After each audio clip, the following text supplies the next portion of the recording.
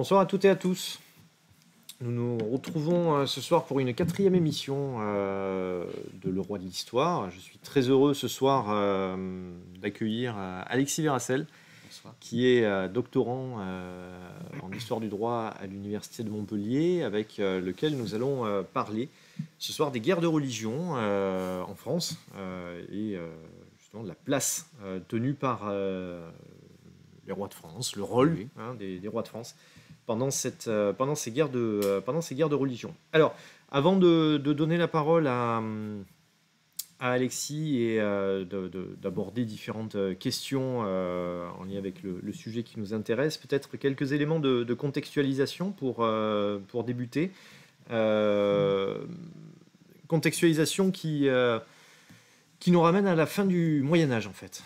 Fin du Moyen-Âge, bon, vous avez peut-être des souvenirs du collège, du lycée, où on dit que le Moyen-Âge se termine entre 1450 et 1500. Il y a plusieurs dates qui peuvent être retenues.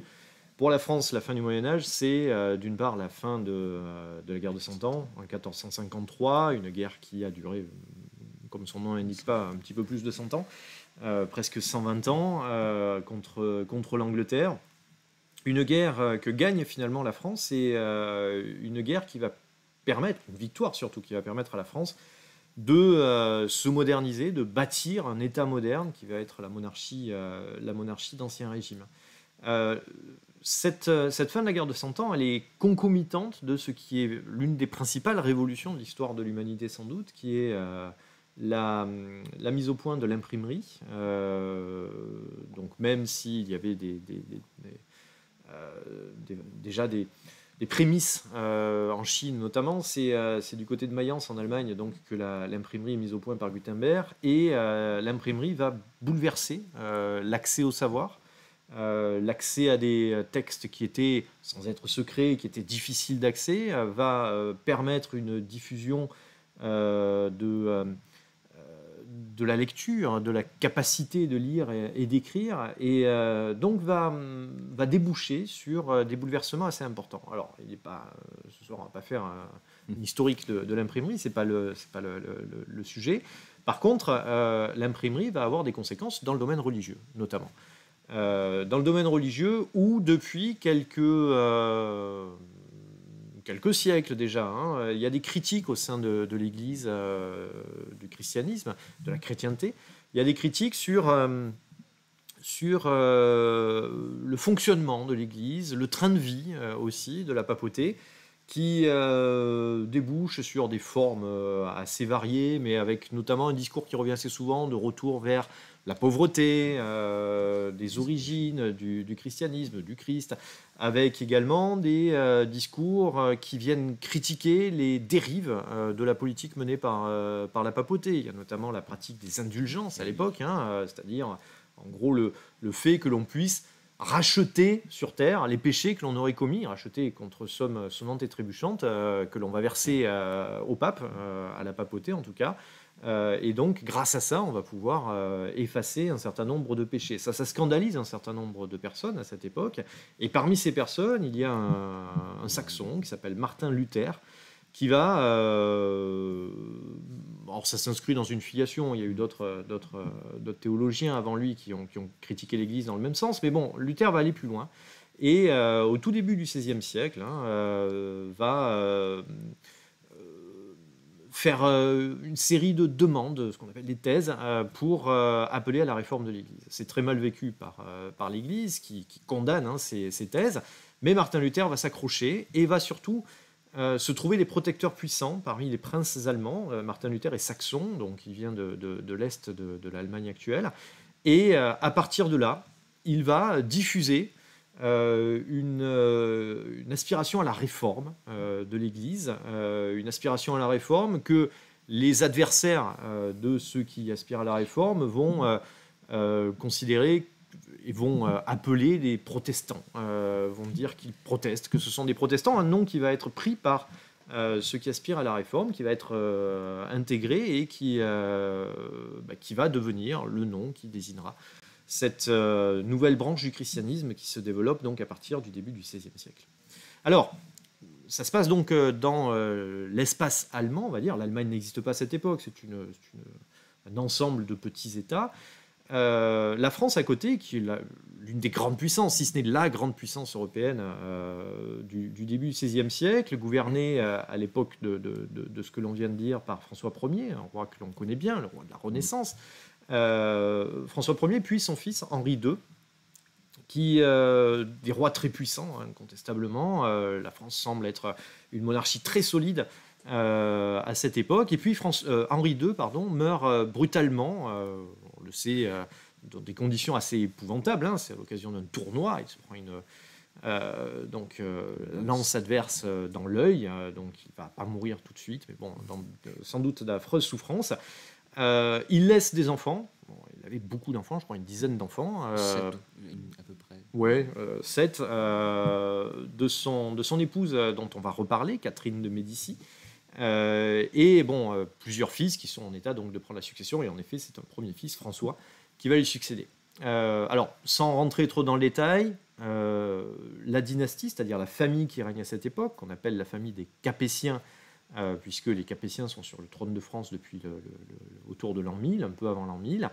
Mais c'est une branche de la famille capétienne, ce ne sont pas les descendants du premier des Capétiens, c'est la branche des Valois, donc les Capétiens valois qui sont sur le trône depuis le XIVe siècle, le début du XIVe siècle. Et donc ces Capétiens valois vont connaître là une malchance terrible du point de vue dynastique, puisque 3 des fils d'Henri II vont se succéder sur le trône et vont tous les 3 mourir sans enfants, sans fils légitimes.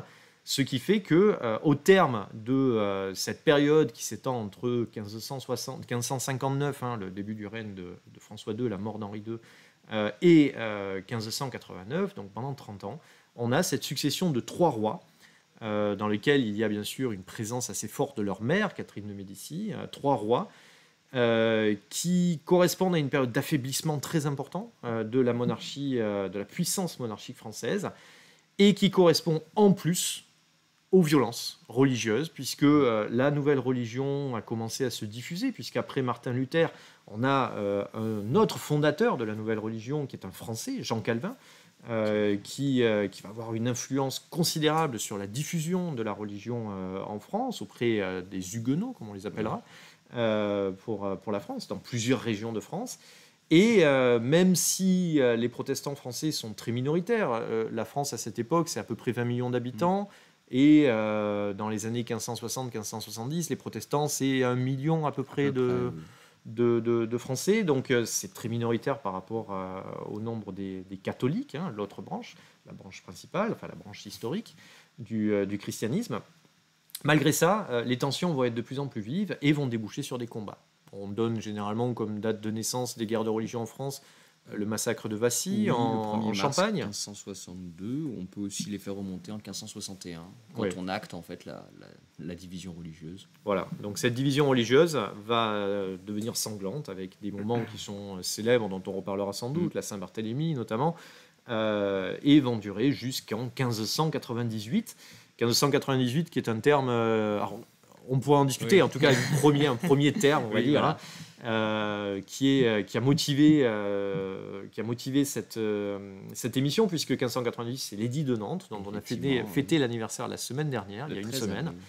Mais bon, les guerres de religion vont reprendre ensuite, et ça, Alexis va nous le dire bien mieux que moi. Donc je vais tout de suite lui donner la parole, après cette mise en contexte, on va dire, et peut-être nous dire qu'est-ce que c'est que ces guerres de religion dont on parle ce soir. Alors, les guerres de religion, donc, on peut les distinguer en 2 blocs. Un premier bloc qui se passe à la fin du XVIe siècle, qui regroupe en fait 8 conflits, grosso modo. C'est d'ailleurs pour ça qu'on en parle au pluriel, parce que c'est pas une guerre constante, qui sont des conflits qui sont autant des guerres civiles, donc qui opposent des Français entre eux, et des guerres sur fond de religion, comme leur nom l'indique, puisqu'il s'agit de s'opposer de se battre par rapport à l'existence même d'une religion minoritaire sur le sol français. Donc, dans la seconde moitié du XVIe siècle, ça court entre 1562, comme on l'a dit, et 1598 avec l'édit de Nantes. Et donc, schématiquement, ça oppose catholiques et protestants, mais selon les guerres, les enjeux ne sont pas les mêmes. C'est-à-dire que, par exemple, la dernière guerre de religion, qui dure 13 ans, c'est une guerre de succession. Ce n'est pas vraiment une guerre de religion. L'aspect religieux reste au second plan. La succession du trône de France, comme on l'a dit. Au bout d'un moment, il n'y a plus de frères. Quoi. Voilà, il n'y a plus de frères, il n'y a pas de fils. Et le successeur, c'est un protestant, c'est Henri de Navarre, celui qui deviendra Henri IV, le Vert galant aussi, qu'on l'appelle, qui porte bien son nom. Et en fait, les conflits sont causés principalement en raison de l'introduction de la notion de tolérance dans la législation royale, parce que pendant le règne d'Henri II, la législation, elle est beaucoup plus virulente à l'égard des protestants. On extermine, on tue, on contrôle l'imprimerie, puisqu'on sait que l'imprimerie permet de véhiculer des idées, des nouvelles idées. Les gens lisent plus, c'est l'édit de Chateaubriand en 1551. Et le problème, c'est qu'on se rend compte que cette politique virulente contre les protestants n'a pas l'effet escompté. On n'empêche pas la multiplication des conversions, qui en plus sont assez concentrés sur le territoire, dans le sud de la France, dans le Languedoc principalement, c'est là que se situent les protestants. Beaucoup de paysans adhèrent à la réforme en raison des dogmes qui sont assez séduisants pour eux, moins élitistes peut-être que les dogmes catholiques. Bon, en plus, comme Henri II meurt, il y a une régence qui se met en place, puisque François II meurt assez rapidement. Et, la régence, juste, vous pouvez rappeler ce que c'est? La régence, c'est pendant la minorité du roi, en fait, il y a quelqu'un qui est désigné pour administrer le royaume, pour assumer la responsabilité du royaume. Et en l'occurrence, à l'époque, c'est Catherine de Médicis qui assure la régence. Alors juste la régence, c'est un moment forcément d'affaiblissement du pouvoir royal, puisque le roi a une position très particulière en France. On y reviendra, mais il est sacré, donc il est là un peu représentant de Dieu sur terre. Tandis que la régence, forcément, est assurée par quelqu'un qui ne l'est pas. C'est ça. Et donc, on peut critiquer plus fortement. D'autant qu'en plus, il faut aussi le dire, le roi est même déjà roi avant d'être couronné. Ça, c'est une notion qui est importante. Donc, la régence, en fait, c'est peut-être le fusible. Et donc, du coup, voilà, il y a un affaiblissement du pouvoir royal. Et en plus, c'est ça qui va un peu mettre le feu aux poudres et qui va un peu... faire que certains vont prendre les armes contre les protestants, c'est qu'on va avoir des protestants qui vont siéger au Conseil de Régence, aux côtés de Catherine de Médicis, notamment un prince de Bourbon qui est protestant. Et ça, il y en a un qui va pas l'accepter, c'est Henri Ier de Guise, qu'on appelle aussi le balafré. Pour qui, en fait, c'est pas croyable d'avoir des protestants au Conseil. Alors, les Guises, quelle place ils ont? Ils sont importants dans le royaume? Ah oui, c'est des princes de sang. C'est des princes de Lorraine. Alors, princes de sang, ça veut dire qu'ils font partie de la famille royale. D'accord. Donc, c'est des gens de la vieille noblesse. Voilà, c'est des cousins, ils font partie de la vieille noblesse. Donc, c'est des gens qui ont des titres ancestraux et qui se revendiquent de ces titres pour avoir une place dans le gouvernement du royaume. Place qu'ils vont perdre d'ailleurs, puisqu'en 1560, ils sont écartés du pouvoir vers 1561. Et en fait, voilà, c'est là qu'officiellement les guerres s'ouvrent, le 1er mars 1562 au massacre de Vassy. Parce que, en fait, ce qui se passe, c'est que les protestants, il y avait des protestants à Vassy, dans la ville de Vassy. En Champagne, village. Voilà.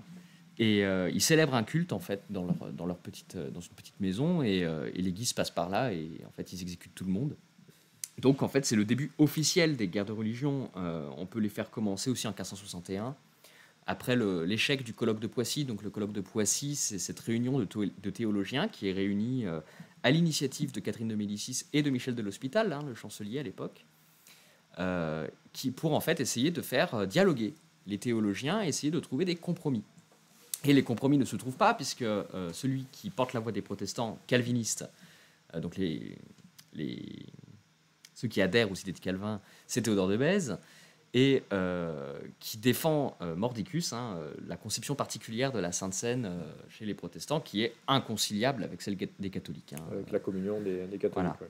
C'est vraiment inconciliable. On parle de Catherine de Médicis. Donc Catherine de Médicis, pour ceux qui connaissent un petit peu, elle a une légende noire qui est attachée. Il y a la Saint-Barthélemy, dont on reparlera, je pense. Mais là, c'est intéressant de voir qu'elle a cherché à concilier d'abord. Oui, en fait, c'est une constante en fait, chez elle. c'est elle qui porte la tolérance dans la législation royale, en fait, tout au long des guerres de religion, enfin jusqu'à sa mort, du coup, autour de 1589, je crois, il me semble. Et, euh, et c'est ça qui est assez amusant, enfin amusant, qui nuance un peu cette légende noire, justement, qui fait d'elle une espèce de veuve tueuse. Bon, c'est vrai qu'en France, à l'époque, on n'aime pas les Italiens. Les Italiens sont mal vus. Étrangers, en fait, On n'aime pas les étrangers, voilà, mais ses origines italiennes, en tout cas, ne la servent pas. Mm. En tout cas, il y a une chose de sûre, c'est qu'elle a un très grand sens de l'État. Elle fait toujours primer les intérêts de l'État sur les intérêts particuliers, sur les intérêts des factions religieuses, ce qui lui permet en fait de prôner une politique de tolérance qui permet de dire en fait que la paix civile, la Pax Civilis, vaut mieux que l'extermination par les armes ou le prompt remède, comme l'appelle l'Église, des protestants, parce que ça génère les guerres civiles, ça affaiblit le royaume. En plus de ça, vous avez l'Espagne et l'Angleterre qui utilisent les troubles de France en France pour un peu se battre sur le sol français. Alors, finançant. sachant que l'Espagne, à cette époque, est aussi une puissance qui est en pleine croissance, après la découverte de l'Amérique. Oui. Donc, il y a un afflux d'or et d'argent en Espagne, ce qui permet à l'Espagne de devenir une puissance de premier plan. Alors que c'est un pays tout récent, parce que c'est un pays qui... La Reconquista, 1598 voilà, à peu 1492, 498. Et puis de l'autre côté, l'Angleterre qui, elle, a basculé dans le protestantisme, C'est ça. ou est en train de basculer dans l'anglicanisme, donc une branche du protestantisme. C'est ça, et du coup les deux se financent en fait chacun des partis. L'Angleterre soutient les protestants en leur donnant des hommes, en leur donnant de l'argent, en leur donnant des armes, et l'Espagne, elle finance la Ligue catholique à partir de 1577. Donc la Ligue qui est une association des catholiques, voilà, les plus intransigeants. Voilà. C'est ça. Alors, il y a des ligueurs un peu plus light, modérés, mais on en trouve dans le Parlement notamment. Ouais. Et donc l'Église, par exemple, l'Église, chef de file de la Ligue. Et ils sont financés par l'Espagne. Donc du coup, l'Espagne et l'Angleterre utilisent les troubles de religion en France pour se battre, pour continuer à se battre. Ça, c'est intéressant. Donc voilà. Alors, la politique menée par Catherine, elle est intéressante parce que c'est loin d'être évident. En France, le roi a une position par rapport à la religion qui est quand même très marquée, et vraiment qui s'inscrit dans l'histoire la plus profonde. Vous pouvez rappeler un petit peu ? Oui, le roi, à l'époque, il est très chrétien, il est sacré, au sens propre du terme, par une cérémonie qui s'appelle le sacre, et ça lui donne une position particulière dans le royaume. Il participe de Dieu. La cérémonie d'ailleurs qui trouve ses racines dans la Bible, comme les rois d'Israël de l'Antiquité, le roi David, le roi Salomon. Et oui, et donc ce caractère sacré, ça lui donne une mission dans le royaume, c'est celle de défendre la foi catholique et l'unité de religion. C'est à cette époque qu'on commence à forger un principe qui est fondamental: une foi, une loi, un roi, qui s'oppose à un principe qu'on connaît dans le Saint-Empire romain germanique, qui est un peu son pendant, mais qui connaît des assouplissements, qui est le cuius regio et ius religio, c'est-à-dire à chaque prince sa religion. Donc, si vous vivez sur une principauté protestante, vous êtes protestant. Vous vivez sur une principauté catholique, vous êtes catholique. Dans le Saint-Empire romain germanique, on s'y accommode très bien, puisque c'est un empire avec différentes principautés. En France, qui est un État centralisé depuis Louis XI, c'est plus compliqué. Donc il faut trouver une espèce d'équilibre. Donc Louis XI, c'était vraiment juste avant François Ier. Il y a la toute fin du Moyen-Âge. C'était un roi très moderne, un modernisateur de la France. C'est ça. Et du coup, il faut trouver une espèce de compromis, ce que j'appelle une passe étroite, c'est-à-dire un chemin un peu tortueux pour maintenir l'unité du royaume, pour maintenir la paix civile, tout en prônant l'unité de foi. Et cette solution, en fait, ce sera l'idée de tolérance qui doit viser à la concorde. La concorde, c'est-à-dire la paix dans l'unité. En musique, pour ceux qui font de la musique, la concorde, on accorde. Et c'est au XVIe siècle, vers la fin du XVIe siècle, qu'on commence à voir apparaître une doctrine un peu particulière qui va rompre avec les théories précédentes sur la base du Concordat de Bologne, donc, qui rend le roi de France indépendant par rapport au pape. Le Concordat c'est Concordat de Bologne, c'est 1516. Un Concordat, c'est un traité entre un État souverain, donc en l'occurrence la France, François Ier, et le pape. Le pape, voilà. Et ce concordat, il avait déjà donné au roi de France la disposition des biens de l'Église et un pouvoir presque absolu sur le clergé. Donc ça veut dire que le roi s'émancipe ici de la donnée papale s'agissant de son autorité sur l'Église. Sachant qu'il y avait depuis quelques décennies des tensions assez fortes entre le pape et c'était une réconciliation. Oui, quoi. Oui, puisqu'en plus François Ier ici commence à faire ses campagnes en Italie aussi. Hein. Donc il y a ces problèmes-là. Oui. Il y a ces problèmes-là. Donc de facto, donc, le roi, il est également chef de l'Église de France. Hein. Donc il est catholique, forcément. Ce qui sera ensuite rappelé par le Parlement de Paris en 1593, quand la catholicité devient une condition nécessaire pour être roi de France. En plus, on se revendique de Clovis. Depuis Clovis, tous les rois de France ont été catholiques. Et donc, on va, ce que certains auteurs appellent, instaurer une religion royale. Donc, on va déifier presque le souverain. C'est l'intermédiaire du droit divin qui va renforcer cette indépendance à l'égard du pape. Donc, droit divin, c'est-à-dire que le roi détient son pouvoir de Dieu. De Dieu et de Dieu seulement, directement. En fait, c'est une donnée qu'on retrouve déjà chez Charlemagne. Charlemagne qui, en fait, pour contester la position du pape à son égard, disait qu'il était Deo coronatus, couronné par Dieu et non pas par le pape. Ouais. Là, Charlemagne en 800. Voilà, autour de 800, siècle, pour se venger un peu du pape. Et du coup, en fait, on retrouve cette donnée-là avec le droit divin parce qu'on écarte la donnée papale. Hein. Le roi, il est roi par la grâce de Dieu. Ce qui est renforcé, en plus, par ses pouvoirs thaumaturgiques, ses pouvoirs de guérison. Alors, les pouvoirs thaumaturgiques, vous pouvez en dire un petit peu plus? Les pouvoirs thaumaturgiques, c'est des pouvoirs qu'on prête au roi, qui font partie en fait de son caractère, qui montrent son caractère sacré. Ces pouvoirs surnaturels qui sont des pouvoirs de guérison. Quand le roi touche quelqu'un, en fait, il le guérit. En général, c'est toucher les écrouelles. Donc les écrouelles, c'est une maladie de la peau qui se guérit toute seule, en fait. C'est ça. On considère que le roi te touche, tu te guéris. Et c'est son caractère sacré qui lui donnerait ses pouvoirs. Qui renforce un peu cette déification. Et donc, à partir de cette époque-là, on voit que l'État, la religion, la chose religieuse est soumise à l'État. C'est un phénomène qu'on appelle la sécularisation. C'est-à-dire que l'Église s'inscrit et elle vit par et pour l'État. C'est l'État qui organise la vie religieuse et donc également la coexistence, c'est lui qui décide. D'accord. C'est ce que dit en 1585 un auteur qui s'appelle Pierre de Bellois. Il dit « La République n'est pas dans l'Église, mais au contraire, l'Église dans la République ». Sachant qu'à cette époque, la République, c'est l'État. C'est l'État, voilà, la Respublica. Ok. Donc parmi ces... Bon, sans rentrer trop dans le détail du déroulement des guerres de religion, qui sont un peu répétitifs d'ailleurs. Oui, un peu souvent, oui. Il y a quand même des moments qui sont dramatiquement célèbres, notamment la Saint-Barthélemy. Oui. Vous pouvez nous en dire un petit peu plus? Alors, attends, il faut que je retrouve. Voilà. Oui, alors la Saint-Barthélemy, c'est l'épisode fameux des guerres de religion, 24 août 1572, dans la nuit du 23 au 24 août. C'est un massacre. C'est un massacre qui a lieu d'ailleurs 6 jours après un événement qui ne laissait rien présager de ce massacre. C'est le mariage d'Henri de Navarre avec Marguerite de Valois, la sœur du roi. Donc Marguerite de Valois, la fameuse reine Margot. Voilà, la reine Margot. Et Henri de Navarre, c'est un cousin éloigné du roi. Oui, à l'époque, il est Henri de Navarre. Si je pouvais risquer une comparaison, à l'époque, c'est un peu le prince Harry. C'est-à-dire que en fait, il est cousin, mais ses droits sur la couronne ne sont pas acquis puisque la succession a l'air quand même plutôt bien assurée.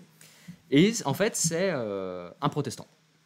C'est un protestant, c'est le fils de Jeanne d'Albret, les rois de Navarre. Jeanne d'Albret, sa mère était protestante, elle était reine de Navarre. Et donc, en fait, leur mariage devait symboliser la réconciliation entre les protestants et les catholiques, la paix dans le royaume. Donc, tout va bien. Et donc là, mariage entre protestants et catholiques, ça posait pas de problème. Il fallait l'autorisation du pape. Mais il semblerait que le mariage ne soit passé avant que l'autorisation n'arrive à Paris. Ah. Mais le mariage est quand même célébré sur le parvis de Notre-Dame, en grande pompe, et on fait la fête.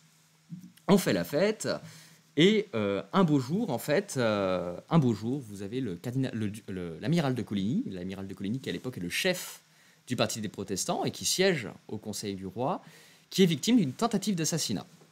Donc il passe à cheval en fait devant une maison qui appartient à un proche des Guises et quelqu'un lui tire un coup d'arquebuse. Les anciens pistolets, sauf qu'ils ne sont pas très fiables. Oui. Donc il est blessé à la main et il est alité. Et le problème, c'est que on craint qu'en raison du trop grand nombre de protestants qui sont là pour le mariage, voilà, on ait des représailles, des émeutes, parce que l'amiral de Coligny, c'est un peu le chef, donc ça pose problème. Et donc, vous avez des chefs catholiques, et certains historiens pensent que ce serait plutôt le duc de Guise. Bon, genre, Charles IX et Catherine de Médicis ne sont peut-être pas très étrangers à cela, hein, qui décident de supprimer tout simplement les chefs protestants, parce qu'à l'époque, c'est comme ça qu'on fait. C'est un peu la nuit des longs couteaux, hein, vous vous sentez menacé.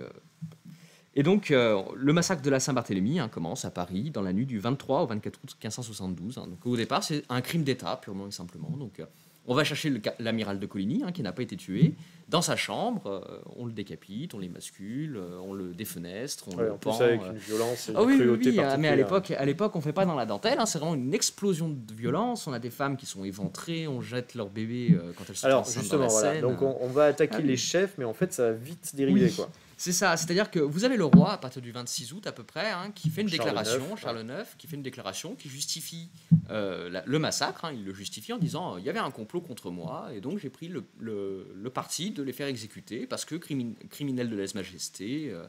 D'ailleurs, l'amiral de Coligny est déchu, donc sa famille aussi, puisque la déchéance emporte aussi la déchéance de la famille. Et en tant que criminel de lèse-majesté, on saisit ses biens, et en plus il est pendu au gibet de Montfaucon, donc tout va bien. Jusque-là c'est normal, sauf que en fait le crime d'État va vite dégénérer en massacre populaire dans les jours suivants. Donc la déclaration royale ne sert à rien, même si le roi appelle à la pacification. Donc en l'espace de quelques jours, vous avez 3000 morts à Paris. Ah oui. 3000 morts, et en plus la tuerie va s'étendre à plusieurs villes. D'accord. Vous avez à Meaux le 25 août, Orléans le 26 ou Lyon le 31. Donc en fait ça va provoquer une nouvelle guerre de religion et ça va même encore plus affaiblir le pouvoir royal parce que en fait à partir de ça les protestants vont vraiment se méfier de la position du roi. Oui, et puis on a bien l'impression que le roi, les choses lui échappent totalement. Là. Ah, complètement. Même si au départ, ils ont peut-être laissé faire, mais bon, là, quand je dis il, Charles IX et sa mère, Catherine, mais bon, ça leur échappe totalement. Et donc, voilà, il y a des violences qui touchent la France. À Nîmes, il y a eu des violences assez célèbres, la Michelade. Oh, ça. Parce qu'on avait une question de Ludo 198406 qui nous demandait s'il y avait des anecdotes étonnantes à raconter au sujet de l'épisode de la Michelade à Nîmes. Alors, je ne suis pas spécialiste de l'histoire nîmoise, mais bon, il y a des violences, un petit peu partout, c'est certain, et puis c'est des violences qui sont particulièrement cruelles. Et donc vous disiez tout à l'heure, avec notamment, on va aller tuer les enfants, les femmes enceintes sont éventrées, on jette leurs enfants dans la Seine. On empêche les nourrissons d'être des futurs protestants. C'est ça. Les portes de Paris sont closes, donc en plus vous ne pouvez pas sortir. Et vous avez des gens qui vont dans les rues, il faut tuer les protestants, il faut tuer les protestants. Ah non, c'est vraiment très violent. Très très violent. Et d'ailleurs, vous avez un historien qui s'appelle Jules Michelet, qui qualifie ça de saison de la Saint-Barthélemy. Pour bien montrer... Et alors, dans ce contexte-là, on parlait tout à l'heure de la reine Margot et d'Henri de Navarre. Que devient le mariage? Parce qu'on se rend compte que dans ces conditions-là, ça paraît un petit peu compliqué, là, ce espoir de tolérance et de concorde. Alors, ils vont rester mariés, Marguerite de Valois et Henri de Navarre. Simplement, en fait, sa position, elle va être un peu celle d'un pendule. Elle va osciller entre la fidélité à son mari et la fidélité à son frère. Du coup, entre-temps, on change de roi en 1574. C'est Henri III qui devient le nouveau roi. Charles IX meurt assez rapidement après la Saint-Barthélemy, soit de folie, soit d'un empoisonnement. Les sources, vous choisissez la version. Vous choisissez la version qui vous plaît le mieux. En fait, au départ, il y a un conflit quand Henri III arrive au pouvoir. C'est le conflit des malcontents qui sont menés par un autre frère du roi, François d'Alençon, qui va poser beaucoup de problèmes à Henri III. On appelait Hercule d'ailleurs, quand il était tout petit. Oui, mais comme quoi les frères de rois, plus tard Louis XIII aura des problèmes avec Gaston. Non, c'est une constante. Et du coup, les malcontents, pour les resituer, c'est ceux qui s'opposent à la politique royale. La politique royale, elle vire à l'absolutisme à l'époque. On commence à voir poindre des velléités à devenir un souverain absolu, donc quelqu'un qui assume tous les pouvoirs entre ses mains, à qui on ne peut pas appliquer les lois civiles. Et ça, les membres du Parti des malcontents ne veulent pas de ça, en fait. Et comme les réformés ne le veulent pas non plus, puisqu'ils contestent cela. Hein. Il y a à cette époque, c'est à cette époque que commence à poindre le mouvement des monarchomaques, ceux qui contestent. Alors, les monarchomaques, c'est ceux qui sont contre le roi. Voilà, enfin, contre le pouvoir absolu du roi. D'accord. Ils ne sont pas frontalement contre le roi. Ils veulent mettre un peu en place une espèce de monarchie presque constitutionnelle où le peuple aurait son mot à dire sur la désignation du souverain, sur la participation au gouvernement. Contractuelle. Voilà, une monarchie contractuelle. C'est très moderne, les monarchomaques. Il y a beaucoup de protestants qui commencent à écrire après la Saint-Barthélemy, justement parce qu'ils voient le pouvoir absolu comme une tyrannie. Et les malcontents, du coup, s'allient aux réformés dans ce contexte, puisque, ma foi, tant mieux.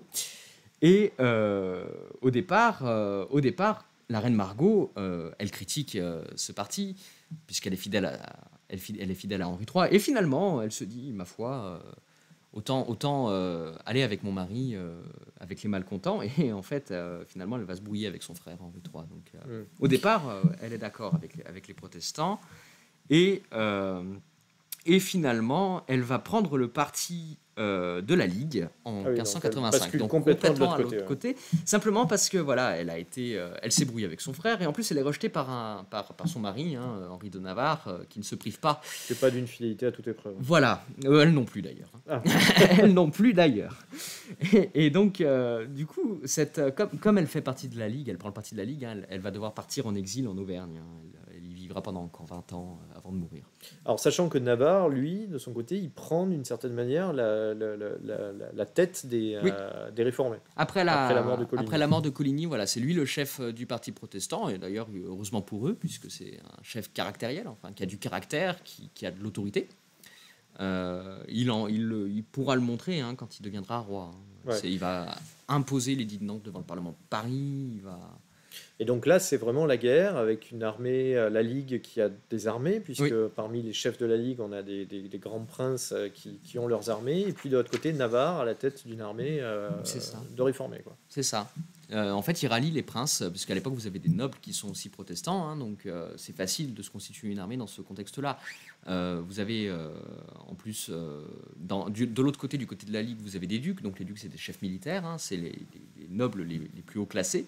Donc, ils ont les moyens de faire la guerre. En plus, Henri de Navarre a de son côté la reine Élisabeth d'Angleterre. Élisabeth Ier d'Angleterre, qui lui fournit des hommes, qui lui fournit de l'argent. Idem pour l'Espagne. Il y a le traité de Joinville entre-temps du côté de la Ligue. Donc, là-dessus, c'est assez confortable. Enfin, confortable. Pour les belligérants. Il y a des soutiens assez importants. Et le roi est au milieu de tout ça. Voilà, le roi est au milieu de tout ça. Et Henri III, c'est pas un roi très puissant. Enfin, c'est un roi qui est même plutôt faible. Au départ, il est assez, j'allais dire libéral, mais le mot est un peu gros. Il accepte en tout cas, en 1576 notamment, d'accorder une liberté générale de culte aux protestants parce que les malcontents ont gagné la guerre, donc on leur accorde des largesses. Ça ne va pas durer très longtemps. Il va y avoir une nouvelle guerre parce que les catholiques, la Ligue, n'acceptent pas. Il y a des États généraux qui sont réunis à Blois. Les États généraux qui sont dominés par la Ligue. Donc le roi en fait est obligé de prendre acte. Alors juste les États généraux, peut-être rappeler ce que c'est.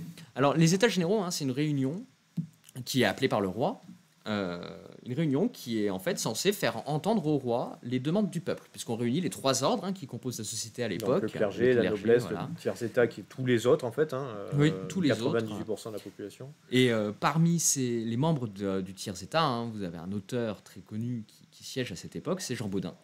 Jean Bodin qui regarde ce spectacle et qui théorise la souveraineté à cette époque, pour justement dire au roi, mais voilà comment vous devez exercer votre pouvoir, voilà comment vous pouvez même en fait être extrait du marasme dans lequel vous êtes. Jean Bodin qui est resté célèbre notamment pour les études en droit, parce que c'est un peu lui qui a donné une première définition de l'État moderne. Quoi. De l'État moderne. Oui, c'est à cette époque que naît l'État moderne. Que même à partir d'Henri IV, on utilise le terme d'État à la place de République au sens où on l'entend nous aujourd'hui. Richelieu le rendra obligatoire dans les actes de la chancellerie. Et le roi, au milieu de tout ça, en fait, il essaye de composer. Il a une position plutôt arbitrale dans les questions religieuses, même si des fois, il va plutôt pencher du côté de la répression. On a l'image de l'édit d'Union en 1588 qui oblige en fait les protestants à se convertir. Ouais. au catholicisme. Ce qui d'ailleurs est notable, ça c'est un fait notable, parce qu'en 1568, il y avait déjà eu un édit du genre, l'édit de Saint-Maur, qui lui en fait simplement obligeait les protestants à aller à la messe, donc enlevait le culte en fait tout simplement, mais n'obligeait pas à la conversion. Ce qui était un moyen de dire en fait, ce qui regarde votre conscience, l'État ne peut pas vous obliger, ne peut pas forcer les consciences. C'est très moderne comme et l'édit d'union du coup revient dessus. Il revient dessus et il faudra attendre 1594 pour que les protestants retrouvent des libertés religieuses. D'accord. Alors, 1589, Henri III se fait assassiner par un moine catholique rattaché à la Ligue. Oui. Jacques Clément. Et là s'ouvre une période compliquée puisque théoriquement c'est Henri de Navarre parce qu'il n'y a plus d'enfants, donc les règles de succession un peu compliquées de la couronne de France font que c'est Henri de Navarre qui devrait devenir roi, mais Henri de Navarre est protestant et donc ça l'empêche théoriquement de devenir roi. C'est ça. Comment on sort de tout ça? Alors, ça l'empêche. En plus de cela, la Ligue se choisit un autre successeur, le cardinal de Bourbon, le Charles X des ligueurs, qui meurt assez rapidement. Oui, qui est emprisonné d'ailleurs par Navarre. Il est emprisonné. C'était l'oncle de Navarre. Voilà, l'oncle de Navarre. En plus, normalement, Navarre n'aurait pas dû avoir de problème, puisque Henri III l'avait reconnu comme son successeur légitime, et de toute façon, il a le droit de son côté. Parce que la catholicité n'est pas encore une condition pour accéder au trône de France, c'est une demande des États généraux. En fait, dès 1577, on voit des demandes émerger des trois ordres, de dire que la catholicité, c'est une condition pour accéder à la couronne, parce que la religion catholique, c'est la principale loi de notre État. Et donc, pour sortir de ce marasme, le duc de Mayenne, qui est lieutenant général du royaume, donc celui qui a la garde du royaume en attendant un roi, réunit les États généraux de la Ligue en 1594, et à leur fait étonnant, on propose une femme à la succession de la couronne. Oui, ce qui viole toutes les règles. Alors là, de on est dans de la couronne. vraiment, c'est l'iniquité la plus totale. C'est une espagnole en plus, donc une étrangère en principe. Le principe des lois fondamentales, c'était que justement, ce soit toujours un prince français. Elle était quand même liée à la famille royale. Oui. C'était une. Elle était petite fille d'Henri II. Oui, c'est ça. Et donc on propose un enfant d'Espagne qui en plus devait se marier avec un Habsbourg. Oui, avec un Alors Autrichien, vraiment, là on est vraiment dans l'horreur. Que des ennemis, voilà, ennemis de la couronne. Et le Parlement de Paris à cette époque-là rend un arrêt célèbre, l'arrêt Lemestre, qui vient en fait trancher le conflit qui oppose les États généraux et Navarre. Et du coup il dit à Navarre, l'arrêt Lemestre, que c'est lui l'héritier de la couronne, légitime, on dirait nécessaire. Ça veut dire qu'il ne peut pas refuser. Et une condition en plus s'ajoute, en plus de toutes celles qui sont dictées par les lois fondamentales, c'est la catholicité. Donc s'il veut devenir roi de France, et de toute façon il n'a pas le choix, il devra se convertir au catholicisme. Et c'est ce qui est traduit par la phrase célèbre prêtée à Henri IV, Paris vaut bien une messe. Oui, qu'il n'a peut-être pas dit. Peut-être pas dit, oui, c'est ça. Mais ça traduit en fait quelque chose de beaucoup plus profond. Cette phrase, c'est vraiment de se dire que, là je reviens sur ce que je disais sur la position du roi à l'égard de la religion à cette époque, de dire qu'au fond, c'est vraiment la religion est vraiment soumise à l'État. Et alors, Henri de Navarre devenu Henri IV maintenant, donc protestant converti. Bon, il a fait déjà plusieurs conversions. Il a un petit peu hésité sur sa religion, on va dire. Bon, c'est avant tout un politique. Oui. Mais il va se faire fort de mettre fin à ces guerres. Oui. Donc c'est l'édit de Nantes, c'est le projet de l'édit de Nantes. En 1598. Mais avant l'édit de Nantes, en fait, il y a déjà des prémices. Il y a une déclaration qu'on oublie souvent, et c'est dommage, c'est la déclaration de Mantes, avec un M, comme Mantes-la-Jolie, en 1594, qui restaure en fait un édit qui avait été révoqué, l'édit de Poitiers de 1577, qui en fait est grosso modo l'édit de Nantes. En fait, l'édit de Nantes n'innove pas, il reprend les garanties qui étaient données aux protestants, certains lieux de culte en France, des places fortes, qu'on appelle les places de sûreté. Là, on est à Nîmes. Pour se protéger. Nîmes en faisait partie. Mais du coup, les protestants ont le droit d'être protestants en France. Oui, ils ont le droit, mais ils peuvent exercer leur culte uniquement dans certains lieux déterminés. Certains lieux déterminés dont le nombre est listé, par bailliage ou par sénéchaussée.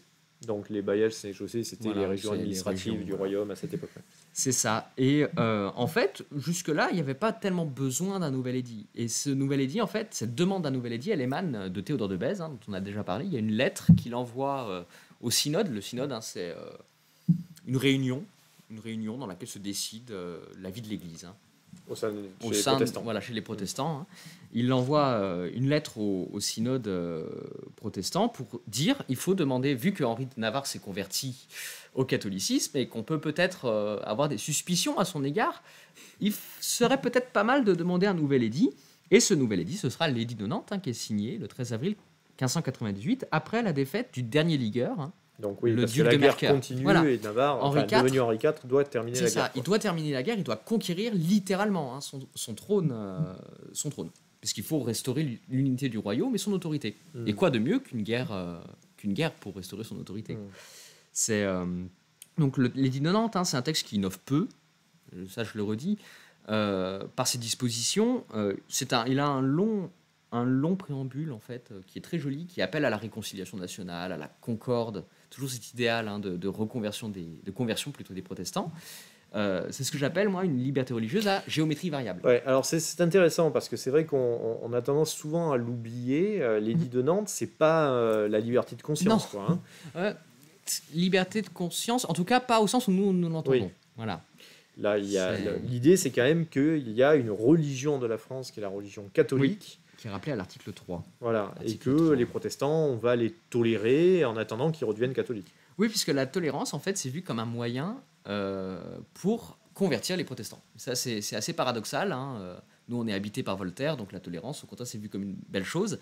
En réalité, la tolérance, il faut l'entendre comme une liberté d'exercer son culte, une liberté de croire, de choisir sa croyance. Parce qu'on ne choisit pas encore de ne pas croire.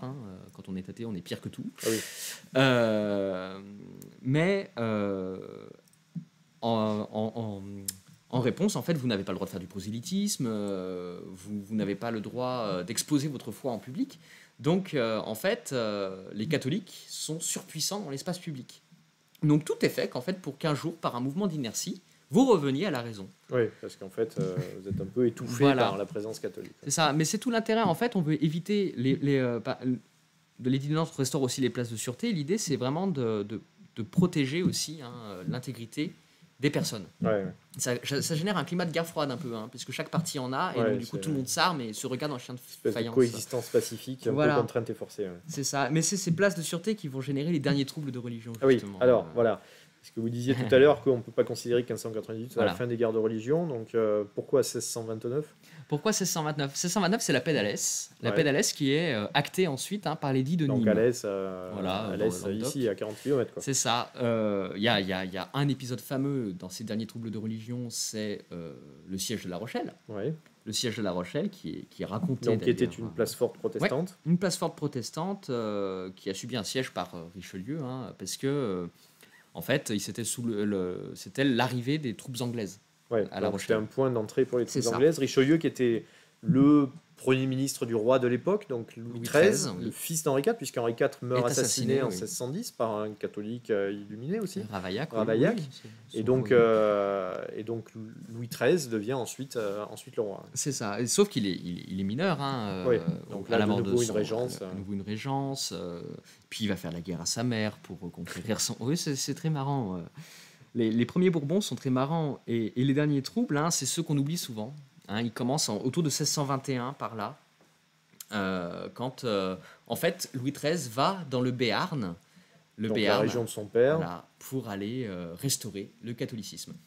Et ça, c'est très marrant que les protestants se soient opposés à cela, parce que c'était une disposition de l'édit de Nantes qu'ils avaient acceptée, et il y avait l'équivalent de l'édit de Nantes dans le Béarn, qui s'appelle l'édit de Fontainebleau, qui date de 1599, qui devait restaurer le catholicisme en Béarn. C'était l'application de l'article 3 de l'édit de Nantes. Nous voulons que la religion catholique, apostolique et romaine soit rétablie par tous les lieux où elle a été intermise.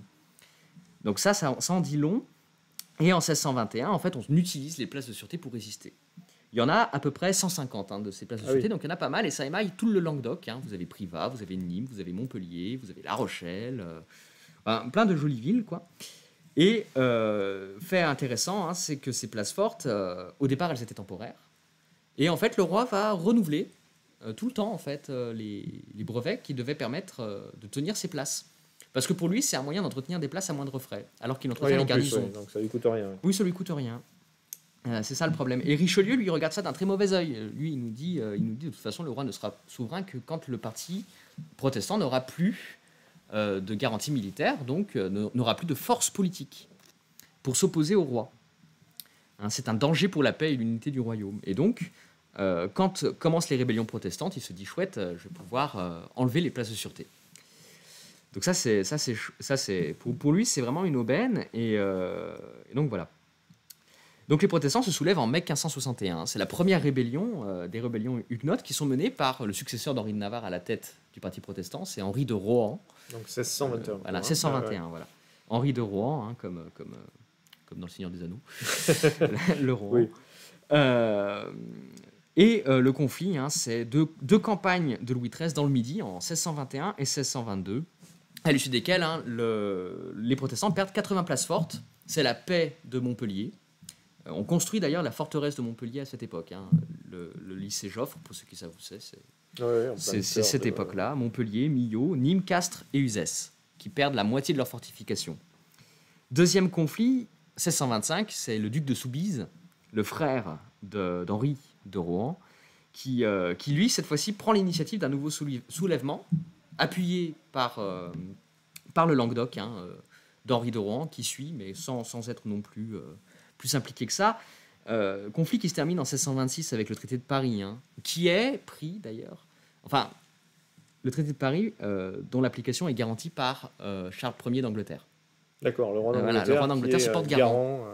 Se porte garant, sauf que du coup, il va pousser les Huguenots à leur dernière révolte. C'est la période 1627-1629 qui est marquée par le siège de La Rochelle d'août 1627 à octobre 1628. Et donc, il finit par la chute de La Rochelle face à l'armée royale. Voilà, face à l'armée royale, il y avait la digue de Richelieu pour empêcher les troupes anglaises de rentrer, qui ne vont pas rentrer de toute façon. Et en fait, La Rochelle est quand même relativement bien traitée. C'est-à-dire que, bon, il y a beaucoup de gens qui sont morts, c'est vrai. Ça, c'est clair qu'il y a mieux comme traitement, mais on ne va pas exécuter les gens de La Rochelle, on va les laisser vivre. Par contre, on va ériger une église, on va mettre une stèle pour leur rappeler leur défaite. C'est vraiment le retour. Voilà. C'est de la violence symbolique. Les guerres de religion, c'est de la violence symbolique du côté protestant comme du côté catholique. Les protestants on détruit des églises. On détruit des églises, mais il y a même plus insidieux. Comme ils ne peuvent pas pratiquer leur culte ou faire de procession dans la ville, les protestants vont organiser des cultes dans leur maison, et vont chanter des cantiques fenêtres ouvertes le temps de la messe ou le temps du carême. Le temps du carême, on fait du pain, on fait des choses bien odorantes pour embêter les catholiques. Les catholiques, de leur côté, comme les protestants ne peuvent pas pratiquer leur culte dans la ville, laissent les protestants sortir au culte, ferment les portes et leur jettent des déjections du haut des murailles. C'est de la violence symbolique. Et donc là, les choses se terminent en 1629. Voilà. 1629, quand Privas tombe, Privas est même pratiquement rasé, donc c'est pire que La Rochelle, et il y a la paix d'Alès et l'édit de Nîmes qui clôture les guerres de religion, qui pardonne la révolte des protestants, tout en leur laissant les libertés religieuses qui étaient prévues par l'édit de Nantes. Sans les places de sûreté. Voilà, sans les places de sûreté, c'est ce qu'on appelle l'application à la rigueur de l'édit de Nantes, c'est-à-dire qu'on prend... On interprète l'édit de Nantes en disant que ce qu'il ne dit pas est interdit. Voilà. D'accord. D'accord. Et donc on peut considérer que ça se termine là.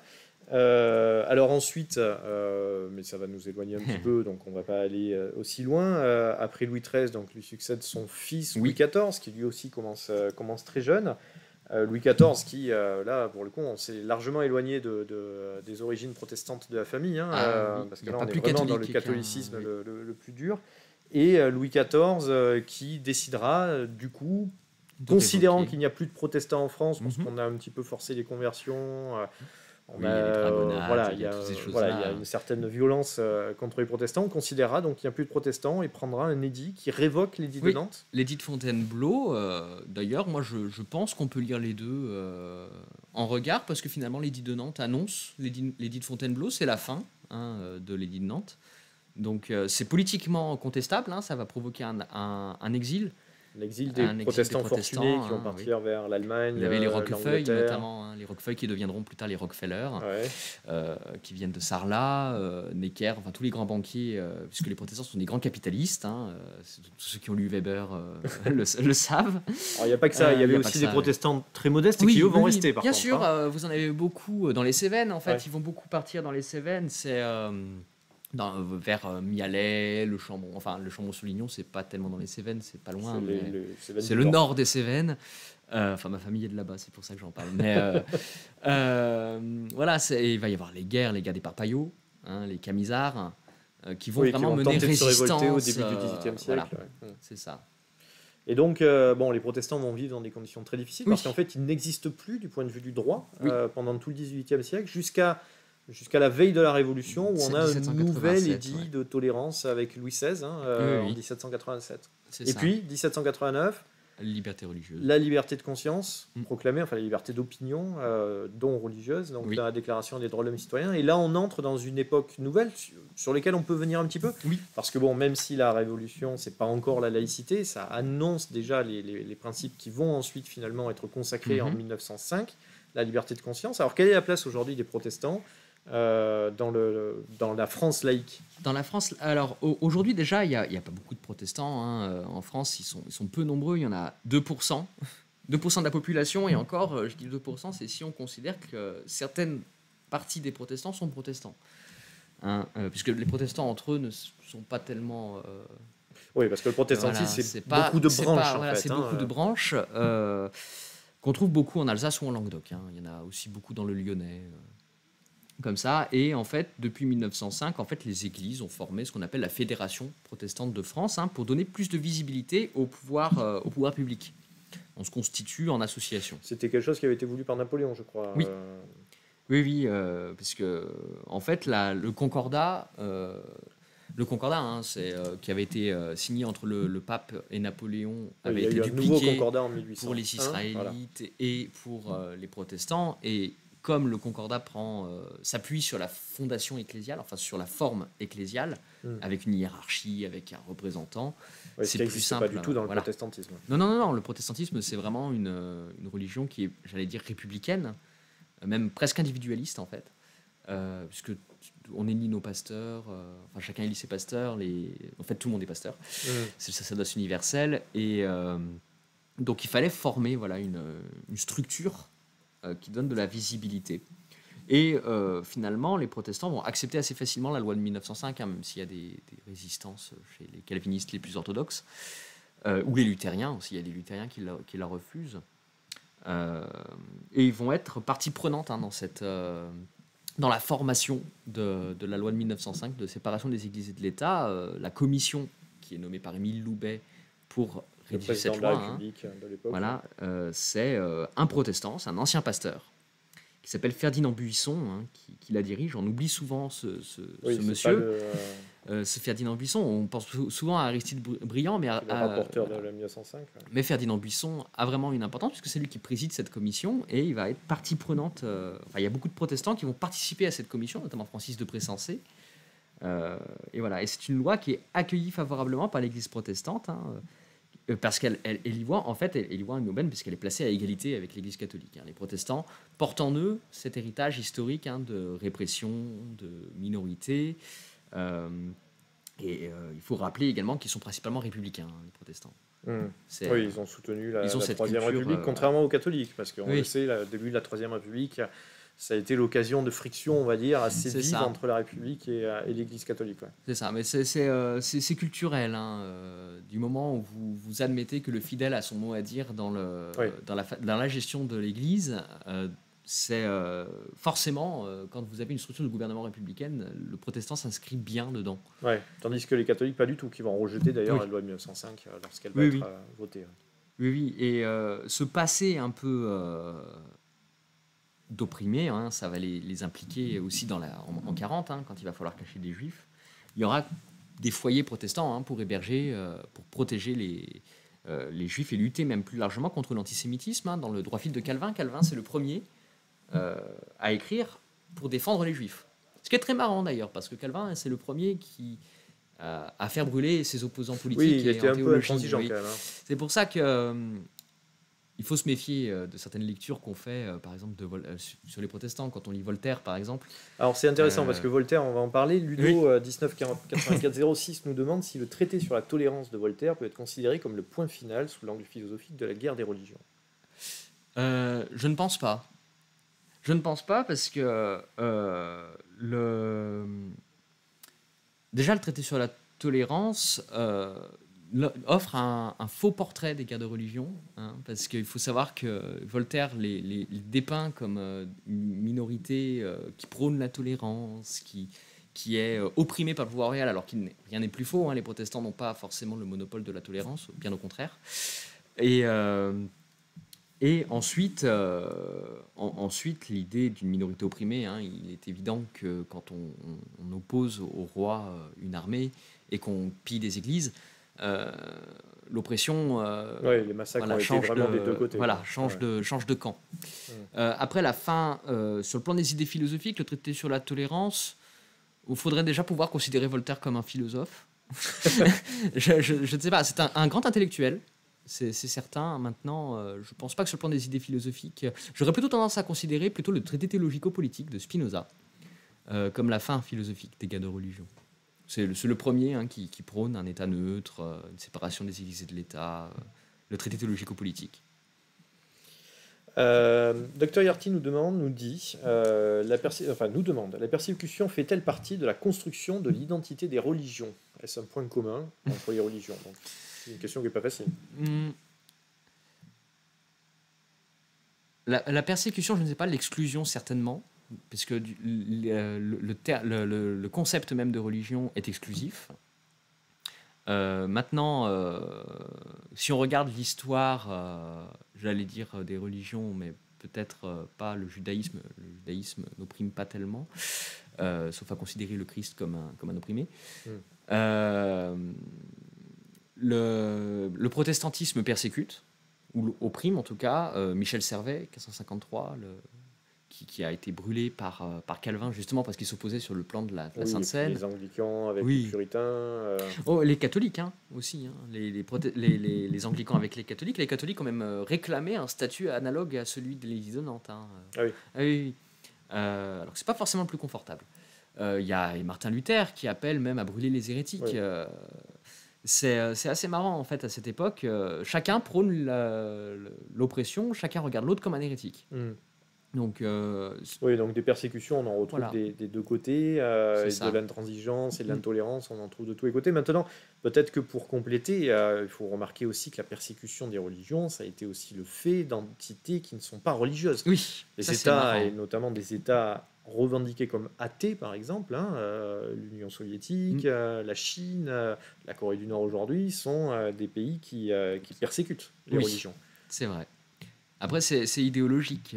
Si vous élargissez un peu le concept de religion, l'idéologie est-elle une religion? Je ne sais pas. Mais on rentre après dans des débats plus philosophiques. Mais Tocqueville a des réflexions intéressantes dedans, dans de la démocratie en Amérique. C'est ça. C'est vrai, mais il nous dit bien que, voilà, au fondement du sentiment politique, au fondement de la nation, de ce qui fait société, en fait, il y a une espèce de sentiment religieux, une espèce de mythification. Donc, après, voilà. D'accord. Et la laïcité, en fait, si fin des guerres de religion il y a, c'est la laïcité qui devrait être l'outil qui met fin à ces guerres de religion. C'était ça l'idée de la loi de 1905. L'idée de la loi de 1905, c'est aussi de fidéliser. Voilà, on avait peur que les catholiques, puisque c'est les catholiques qui sont visés nommément dans la loi de 1905, les autres on s'en fout un peu, de toute façon ils sont minoritaires, donc voilà. En fait on avait peur que les catholiques étant monarchistes, royalistes, c'est ça qui motive avant tout la loi de 1905.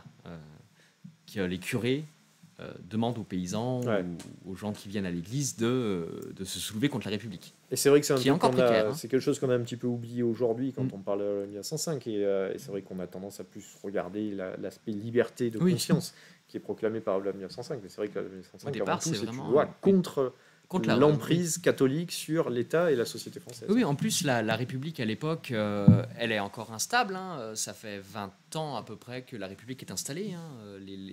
La Constitution Grévy.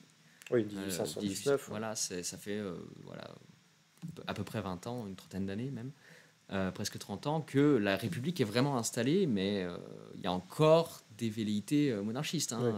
Il y a l'Action française qui va se créer peu de temps après. On n'est pas très loin non plus des événements des émeutes de 34. Oui, crois, oui, donc, qui sont un moment assez fort de l'Action française oui, et bon, les discours de Maurras qui sont d'ailleurs, favorables c'est l'anniversaire de Maurras aujourd'hui. Ah, bon, voilà, on aurait pu faire une émission sur Maurras, mais non, mais c'était pas, voilà. mais Mais l'objet. c'est intéressant d'en parler. Oui. Ouais. Ok.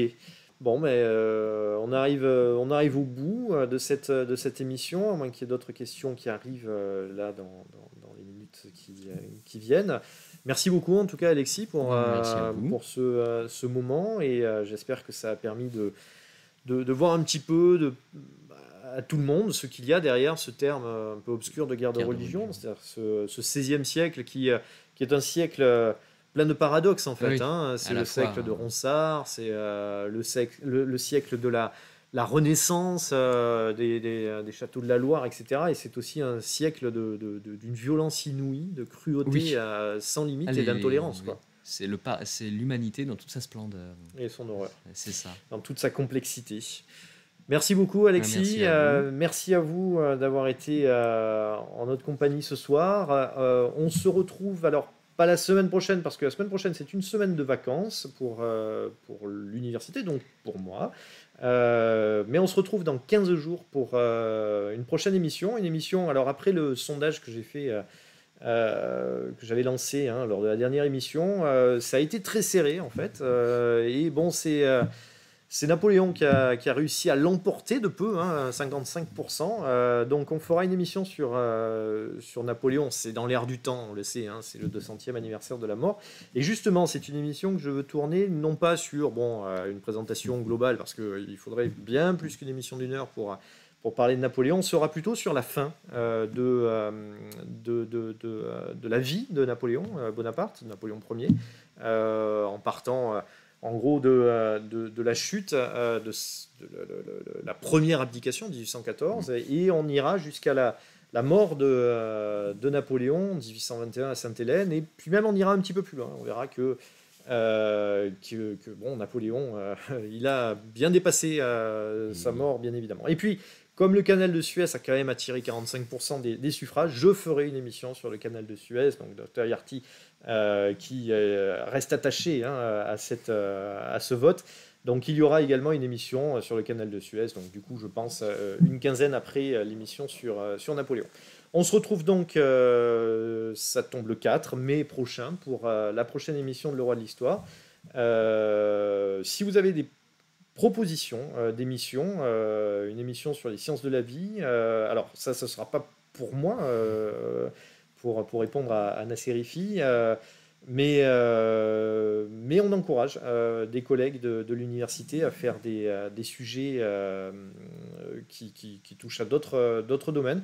Donc j'espère bien qu'on va avoir des émissions sur le droit, je pense que c'est en train de se mettre en place, mais j'espère également sur les sciences de la vie.